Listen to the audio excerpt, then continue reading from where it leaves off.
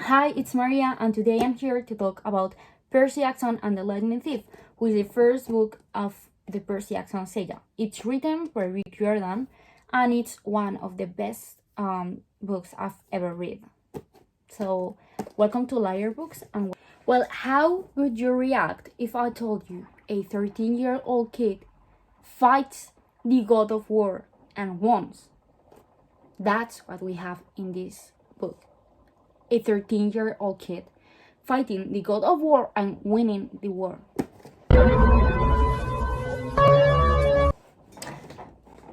That's impressive, don't you think? Well, this book is written by Rick Jordan, and it's as I said, a masterpiece. Literally one of the best books I've ever read. Well, the book talks about Percy Jackson, who is a demigod whose father we don't really know who he is, because when you're a demigod, it means that your father or your mother is a god, a Greek god, and your other father or mother is a mortal, a human, like you, like me. I don't know. What happens that when your father is a god, it can't be with you in your house, like making you pancakes or I don't know, teaching you how to do your math assignment. Well, because they are very busy ruling the world, apparently. So most of the demigods doesn't know who his father or who his mother is. So that's a pity, really. But well, the problem is that they have kids with mortals like every 2 minutes, and there are lots of them.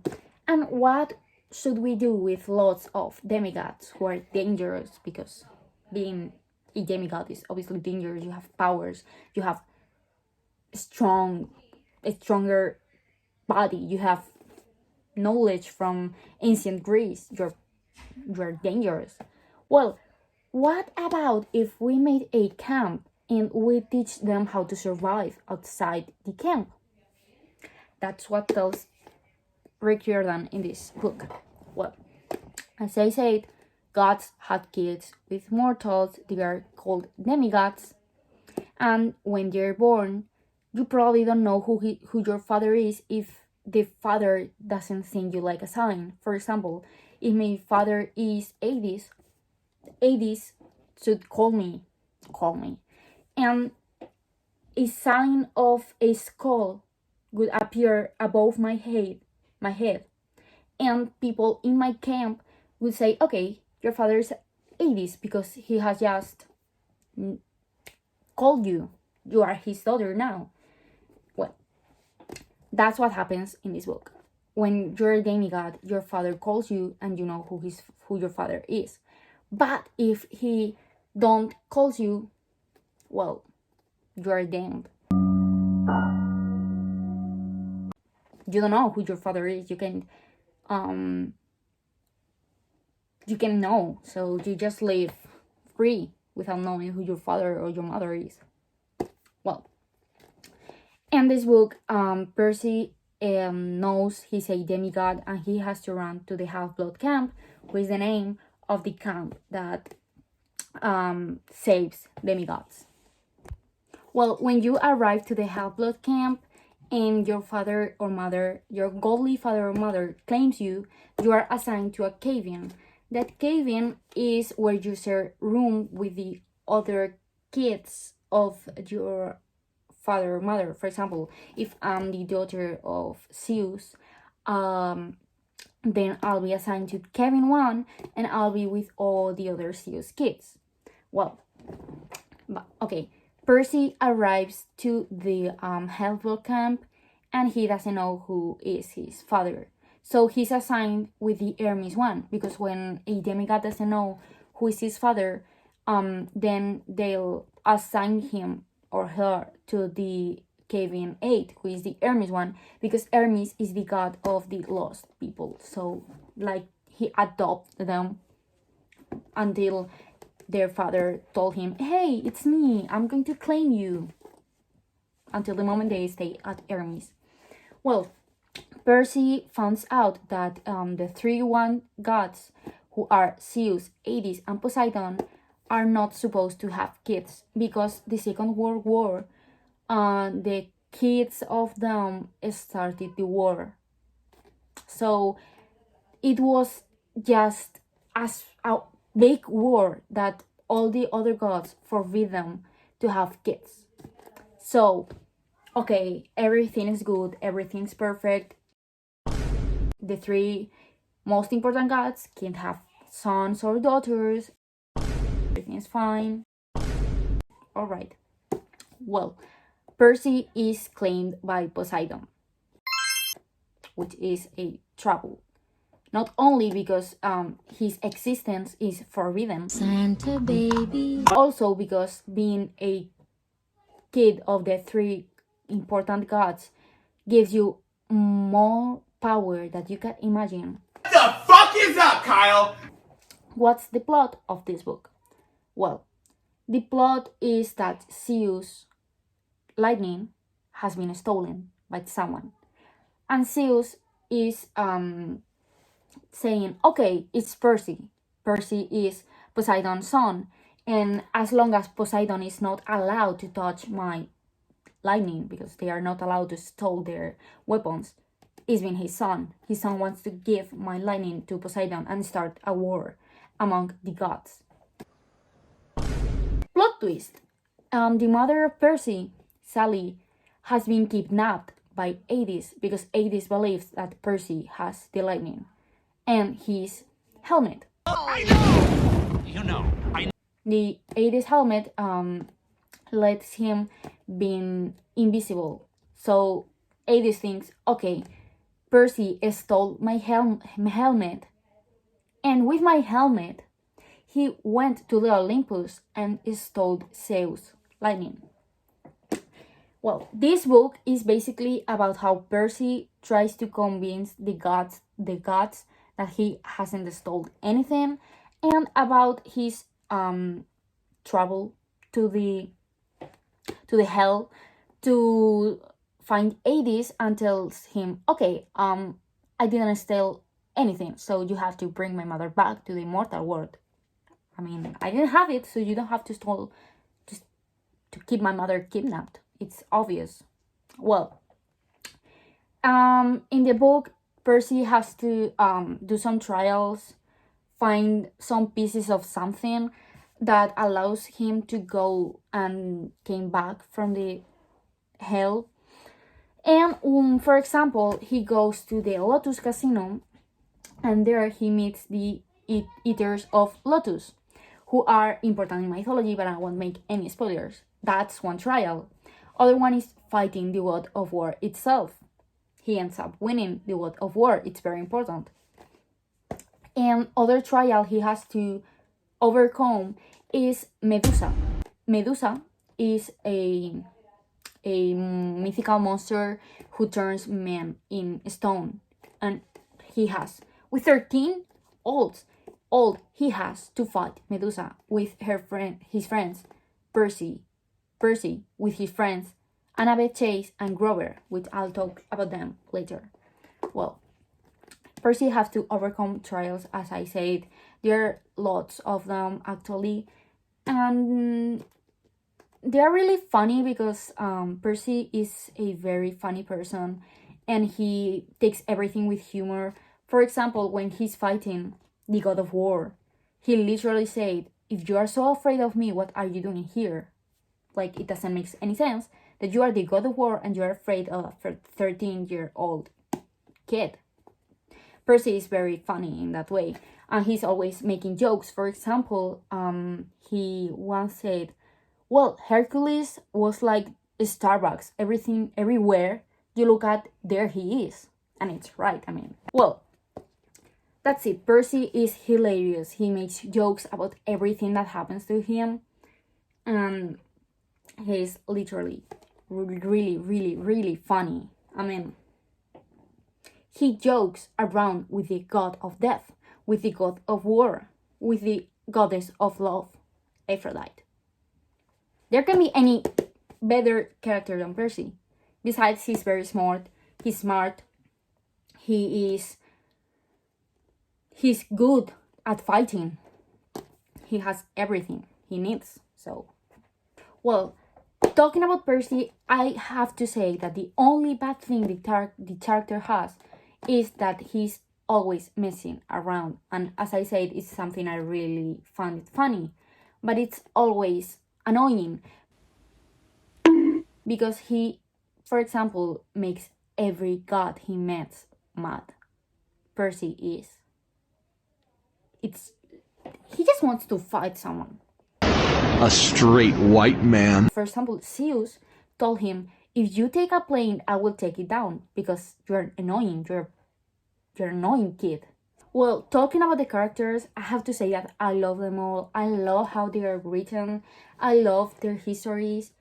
They are all funny. They made me cry. They made me realize some things about myself.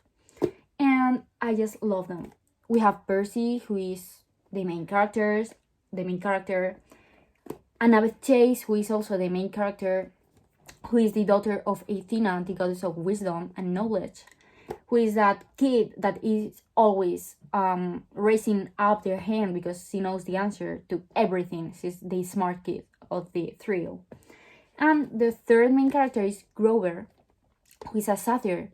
And in these books, satyrs are supposed to look after demigods, to take care of them. So these three characters makes the golden trio because they are like always together, because in Greek mythology you have to go in groups of three because 3 is a lucky number. So if you go with 2 or 4, you will have bad luck in your missions. And side characters that are also important, as I said, Sally Jackson, who is Percy's mother, who is kidnapped by Hades. Well, in general, all Olympic gods are important in this book. I mean, it's a mythological book. Obviously, they are important. Then you have Stinky Gate, who is Percy's stepfather, who is literally the most annoying character I've ever read. I hate him. I mean, I think he only speaks twice in the book, but I didn't want him to speak more. He makes me really mad. I hate him. He treats Percy horrible. He's stinky. He treats Sally really, really bad. I think he hit her. So it's a really bad person. Then you have Lucas Stellan, who is very important. I won't tell why. It's like a brother for Annabeth because they've been together since they were kids, and their bond is really, really, really important in the 5 first books. I won't tell anything more. Luke is son of Hermes, and that's it. Then you have Chiron, who is the trainer of every important hero in mythology. For example, Achilles was trained by Chiron, and he trains the demigods in the Half-Blood camp.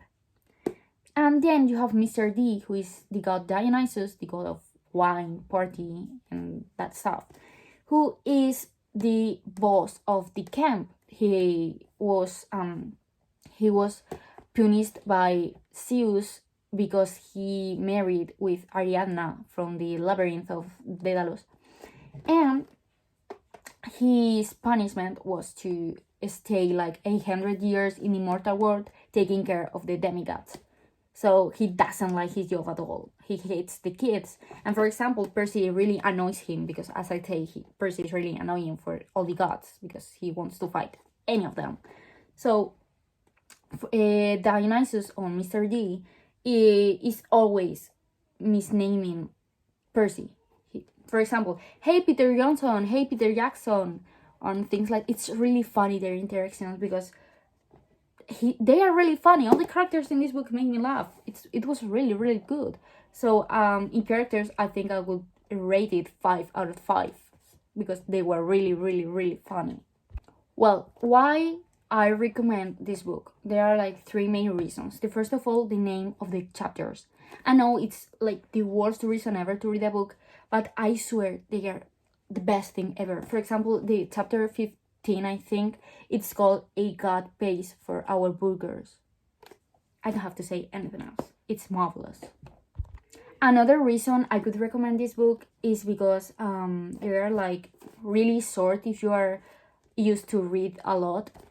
And the 5 first books, the main saga, I literally read them in 4 days. 5 books, 200 pages each one, 4 days. They were so addictive, I couldn't stop reading. I didn't sleep so I can know what happens next. So I think they are really addictive. Even if people say that, well, there are books who are supposed to be written by 13-year-old kids, that's false. I mean, there are a lot of people that I know that has read these books when they were like 18, 19, 13, 30, that love these books because they are so good that they don't have age. They are like love, but in not a pedophilical way.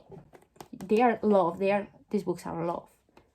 Another reason I could recommend it is because I don't know, I just like them.